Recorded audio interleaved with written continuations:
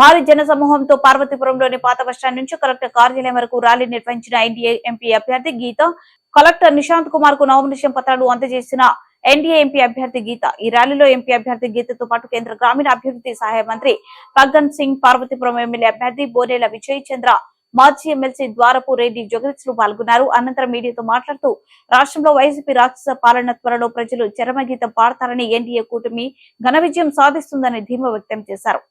కేంద్ర నిధులతో అందించిన పథకాలకు రాష్ట్ర ప్రభుత్వం తమ స్టిక్కర్లు వేసుకుని ప్రచారం చేసుకుంటుందని దుయ్యబట్టారు.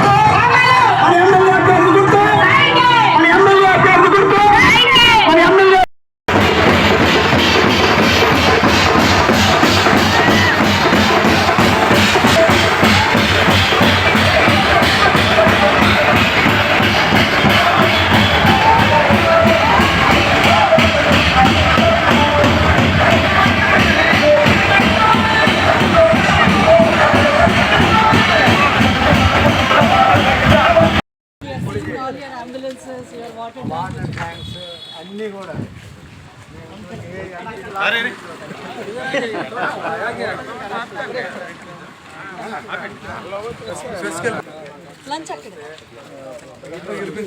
మీడియా వాళ్ళకి